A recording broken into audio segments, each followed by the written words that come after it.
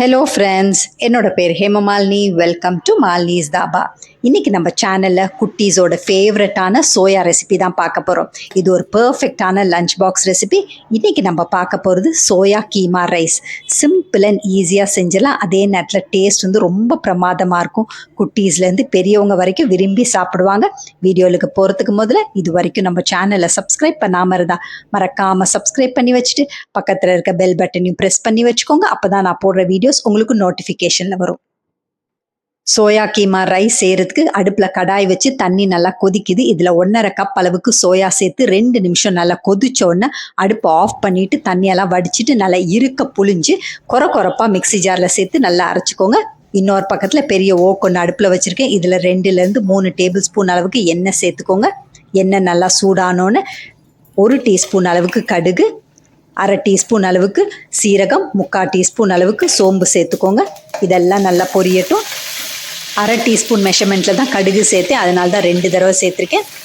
இதில் 2 பச்சை மிளகாவை பொடியாக நறுக்கி வச்சுருக்கேன். அதோட ஒரு பெரிய வெங்காயத்தை நல்லா பொடியாக நறுக்கி வச்சுருக்கேன். அதையும் சேர்த்து ஒரே ஒரு நிமிஷம் கைவிடாமல் நல்லா வதக்கிக்கோங்க. மீடியம் ஃப்ளேமில் வச்சு நல்லா வதக்கிக்கோங்க. சின்ன பல்லு பூண்டு 10 பூண்டை எடுத்து நல்லா பொடியாக நறுக்கி வச்சுருக்கேன். அதை இப்போ சேர்த்துக்கலாம். அதையும் சேர்த்துட்டு மீடியம் ஃப்ளேம்லேயே வச்சு கைவிடாமல் 2 நிமிஷம் நல்லா வதக்கி விட்டுக்கோங்க. கைவிடாமல் இந்த அளவுக்கு நல்லா வதங்கின பிறகு வெங்காயம் வெள்ளைப்பூண்டு வதங்குறதுக்காக 3/4 டீஸ்பூன் அளவுக்கு உப்பு சேர்த்துக்கோங்க. உப்பையும் சேர்த்து நல்லா வதக்கி விட்டுக்கோங்க. வெங்காயம் ஓரளவுக்கு நிறம் மாறணும். அதுக்கு பிறகு நம்ம தக்காளி சேர்த்துக்கலாம். இதில் 1/2 கப் அளவுக்கு தக்காளியை நல்லா ரஃப்பாக சாப் பண்ணி வச்சுருக்கேன். அதை இப்போ சேர்த்துக்கலாம். அதையும் சேர்த்து நல்லா வதக்கி விட்டுக்கோங்க. தக்காளி ஓரளவுக்கு நல்லா குழஞ்சா சரியாக இருக்கும். அதிகம் குழைய தேவையில்லை. தக்காளி இந்த அளவுக்கு நல்லா வதங்கினோடனே நம்ம கொரப்பாக அரைச்சி வச்சுருக்க சோயாவை சேர்த்துக்கலாம்.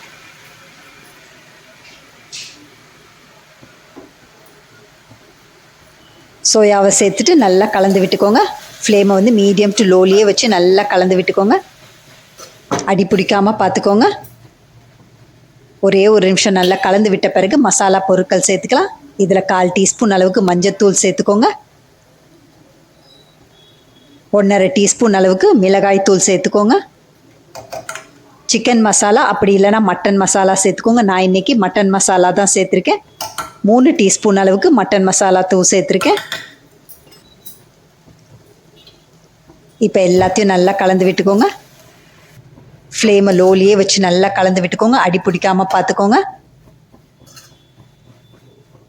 சோயா கீமானால உங்களுக்கு கண்டிப்பாக அடி பிடிக்கும். அதனால் அடி பிடிக்காமல் நல்லா கலந்து விட்டுக்கோங்க. 2 நிமிஷம் இந்த மாதிரி மீடியம் டு லோ ஃப்ளேம்லேயே வச்சு கைவிடாமல் நல்லா கலந்து விட்டுக்கோங்க. தேவைப்பட்டால் கொஞ்சமாக எண்ணெய் சேர்த்துக்கோங்க. இப்போ டேஸ்ட் பார்த்துக்கலாம். இப்போ காரம் உப்பெல்லாம் சரியாக இருக்கான்னு பார்த்துக்கோங்க. இப்போ உப்பு கொஞ்சம் கம்மியாக இருக்குது. அதனால நான் 3/4 டீஸ்பூன் அளவுக்கு சேர்க்குறேன். உங்களுக்கு தேவைக்கேற்ற மாதிரி நீங்கள் சேர்த்துக்கோங்க.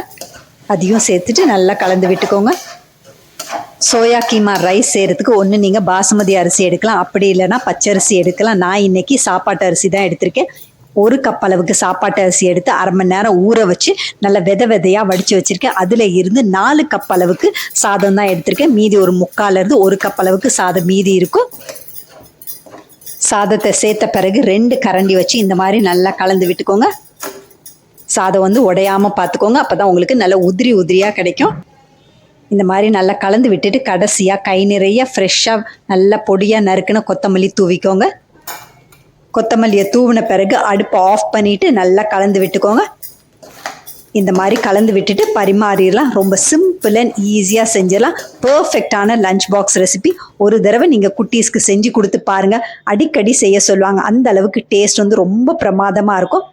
சோயா சங்க்ஸில் பார்த்தீங்கன்னா அதிகமான ப்ரோட்டீன் சத்து இருக்குது. ஒரு சிலவங்க பார்த்தீங்கன்னா டெய்லி தேவையான ப்ரோட்டீன் அப்படி இல்லைனா ப்ரோட்டீன் சத்து குறைவாக இருக்கவங்களும் கடையில் போய் ப்ரோட்டீன் பவுடர்னு வாங்கி சாப்பிடுவாங்க. அந்த மாதிரி சாப்பிடாம இந்த மாதிரி சோயா சங்க்ஸ் அப்படி இல்லைனா நம்ம சேனலில் நிறைய ப்ரோட்டீன் ரெசிபிஸ் அப்லோட் பண்ணியிருக்கேன். தேவைப்பட்டால் பார்த்து தெரிஞ்சுக்கோங்க. அந்த மாதிரி நீங்கள் சாப்பிடும்போது உங்களுக்கு ரொம்ப ஹெல்த்தியாகவும் இருக்கும், அதே நேரத்தில் பட்ஜெட் ஃப்ரெண்ட்லியாகவும் இருக்கும். இன்றைக்கி நான் இந்த சோயா கீமா ரைஸுக்கு முட்டை மசாலாவோடு வச்சு சாப்பிட போகிறேன். இந்த முட்டை மசாலா கூட டேஸ்ட் ரொம்ப பிரமாதமாக இருக்கும். இது சப்பாத்தி, பூரி, நான் அதோட சாப்பிட, அது மட்டும் இல்லை இந்த மாதிரி ரைஸோட சாப்பிட கூட ரொம்ப டேஸ்ட்டாக இருக்கும். இந்த முட்டை மசாலா கூட நான் வீடியோ எடுத்திருக்கேன், 2-3 நாள்ல அப்லோட் பண்றேன், தேவைப்பட்டா பார்த்து தெரிஞ்சுக்கோங்க. இதே மாதிரி அளவுகளோட நீங்களும் இந்த சோயா கீமா ரைஸ் செஞ்சு பார்த்துட்டு எப்படி இருக்குன்னு கமெண்ட் பண்ணுங்க. பிடிச்சிருந்தா இந்த ரெசிபியை உங்க ஃபேமிலி ஃப்ரெண்ட்ஸோட ஷேர் பண்ணுங்க, லைக் பண்ணுங்க, சேவ் பண்ணி வச்சுக்கோங்க. இந்த மாதிரி வெரைட்டி ரைஸ் அப்படி இல்லைன்னா ப்ரோட்டீன் ரிச் ரெசிபிஸ் வேணும்னாலும் மறக்காம நம்ம சேனலை சப்ஸ்கிரைப் பண்ணி வச்சுக்கோங்க. தேங்க்ஸ் ஃபார் வாட்சிங் ஃப்ரெண்ட்ஸ்.